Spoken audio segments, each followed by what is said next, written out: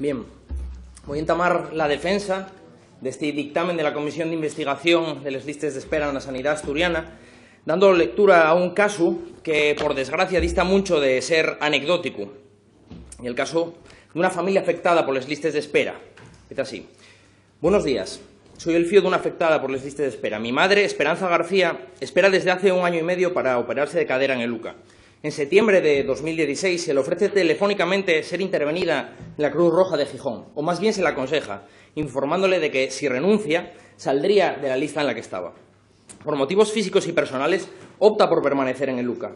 Pasó 1 año desde la renuncia, con el gran deterioro físico y psíquico que le supuso. Contacté en 2 ocasiones con atención al paciente. En las 2 se me contestó que no me iban a poder decir cuándo sería intervenida.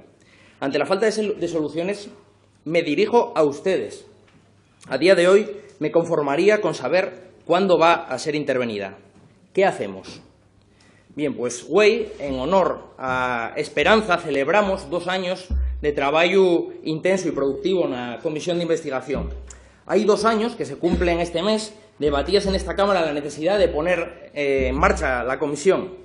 Casos como el de Esperanza fueron los que nos decidieron a facelo, como el de ella y como el de les más de 120.000 personas que siguen desesperando en las listas de espera asturianas. Entonces, estábamos delante de un gobierno y de una consellería que negábanse a reconocer la situación. Estaban más preocupados por la apariencia que por el bienestar de las personas. Por eso impulsamos esta comisión. Y para poner las necesidades de la población en el centro de la actividad política asturiana, que lleva eso para lo que Podemos entró en este Parlamento. Hoy confírmase que teníamos razón.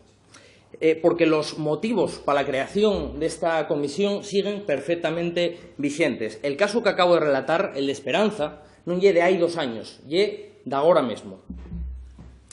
Figúrense la situación, la angustia de la familia que, abandonada por la Administración, tiene que recurrir a los seus representantes institucionales en el Parlamento. Pues bien, no son ni una ni 2, son miles les personas y les familias que están esperando por una intervención o por una consulta na sanidad asturiana más de 6 meses y no hay derecho. En estos 2 años el Gobierno fue incapaz de salir de la su inercia y de la su complacencia, de desarrollar políticas activas para tallar este problema. Y es por eso que las conclusiones que vamos a votar hoy son hoy más necesarias que nunca para devolver la esperanza a esas más de 120.000 personas. Este dictamen tiene que servir de carta de navegación para devolver el rumbo a una sanidad asturiana que está a la deriva. Después de estos 2 años, celebramos que el contenido recabara el consenso de la mayor parte de los grupos parlamentarios, celebramos la participación que hubo de la comunidad sanitaria, de la sociedad civil, el clima de colaboración, de entendimiento, de acuerdo, del que solo se mantuvo al margen el Partido Socialista. Pero a partir de hoy, la negación, la trampa y la inercia ya no van a valer al partido que está en el Gobierno. Espero que se lo metan en la cabeza, que se lo graben a fuego o que se lo tatúen, este informe. Que ahora tienen abonda para tatuárselo. El caso ye que situaciones como la de Esperanza, como la que acabo de exponer, son la demostración palpable de que la sociedad asturiana ya no confía en ustedes, ya no confía en usted, señor consellero, confía en nos y confía en este dictamen. Ahora voy a retrotraerme 2 años atrás para hacer un breve repaso de cómo sucedió todo esto, de lo que anduvimos en este tiempo. Pues antes de llegar al Parlamento ya sabíamos que la situación ya era preocupante quienes trabajábamos en la sanidad asturiana. Cuando entramos en la Xunta, pues pudimos corroborar el absoluto descontrol. Al gobierno de Javier Fernández o bien y preocupaban muy poco o bien y avergoñaban mucho la situación de las listas de espera porque ni siquiera les enseñaban. La publicación se interrumpió en 2014 cuando el traslado del UCA y evidentemente lo del apagón no iba a colar indefinidamente.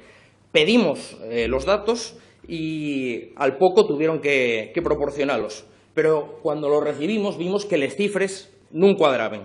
Sabíamos que no eran verdad, porque la plantilla conocía la situación real y también la gente que estaba esperando y revolviéndose en las listas de espera. Con lo cual decidimos echar a andar la comisión. Y en aquel entonces se nos llamó pardillos. El que era capitán del equipo de ocultar información, del equipo que no admitía enmienda, creía que se estaba riendo de nos. Nos, bastante lloñe de ofendenos, lo que nos dio más bien foi pena, dionos bastante lástima. Simplemente sonreímos y empezamos a traballar y las soluciones vimos que cada vez estaban más cerca.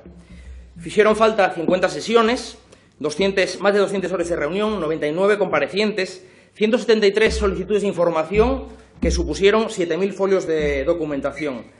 Y a medida que procesábamos información y aguantábamos las descalificaciones del Gobierno, fuimos descubriendo el pastel. ¿Qué es lo que pasaba con las cifras de personas y tiempos de espera?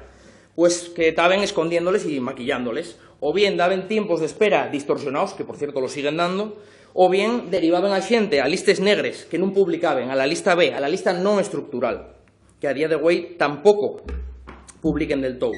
Después de denunciar el maquillaje durante meses, en 2017, en febrero, publicaron por primera vez algunos de estos datos que pedíamos. Salieron a la luz 3.000 personas ocultas en la lista de cirugía y tiempos reales que realmente eran más grandes.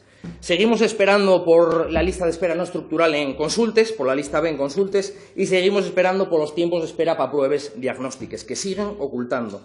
Pero ya que además a quienes rechazaban la derivación a un centro concertado, se ellos castigaba, se ellos penalizaba, se ellos posponía indefinidamente. Y esto, a día de hoy, siguen haciéndolo, cometiendo una neta ilegalidad.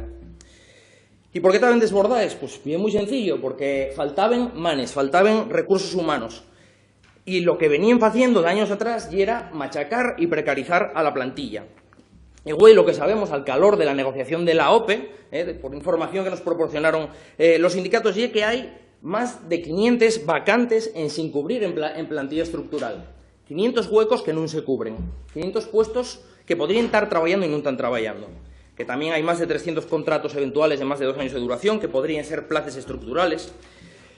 Y no es que no hubiera dinero, porque cuando tuvieron un presupuesto con mayor folgura, con 150 millones más, en vez de destinar la mitad de esos 150 millones a personal, destinaron les migalles. Porque no entienden, no saben cómo se tiene que solucionar este problema, o no quieren. Y mientras tanto, lo que vimos fue que se dedicaron a externalizar a pacientes a la concertada por valor de 60 millones y a la privada por valor de 5 millones al año, lo que es un absoluto absurdo, un despropósito. Pues bien, en esta comisión también evidenciamos que la gestión económica no era la adecuada. El gerente del SESPA confirmó que con una centralización de compras efectiva y real podrían aforrarse hasta 30 millones de euros al año, que el consejero se reía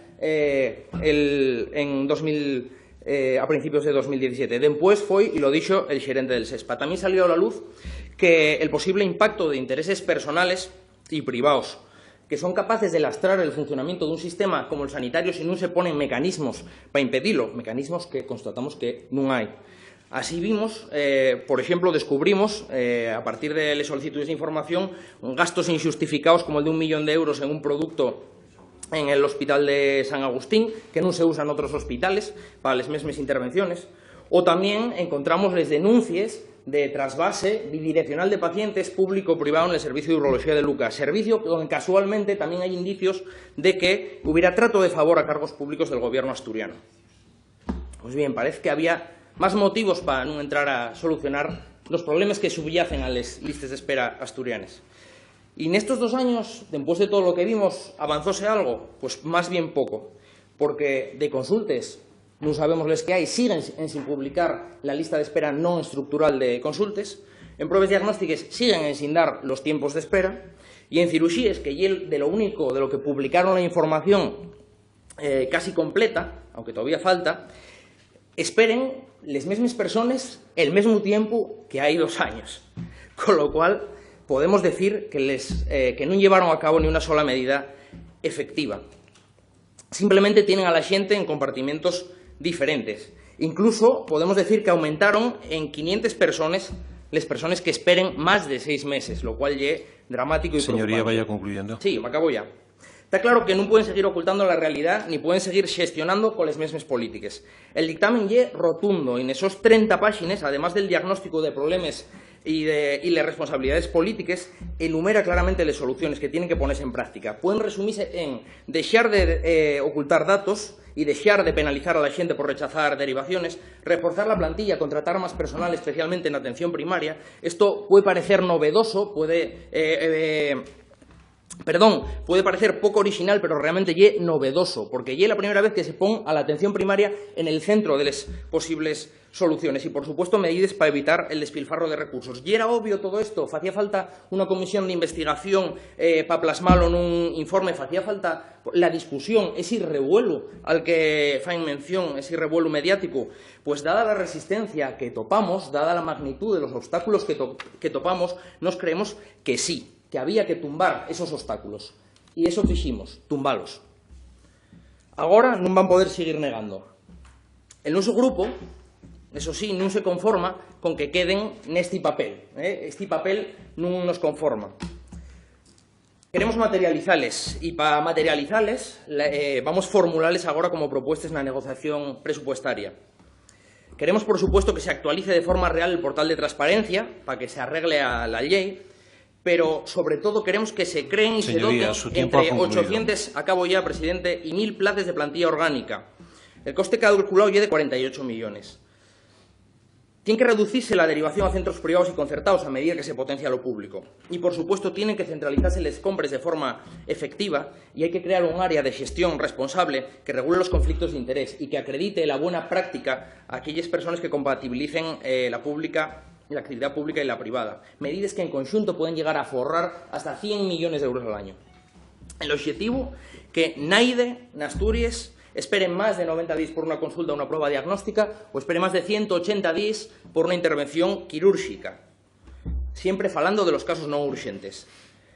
Señorías, defendamos la esperanza, los números salen, el Parlamento y la sociedad asturiana estamos de acuerdo, no sean pardillos, ¿a qué están esperando?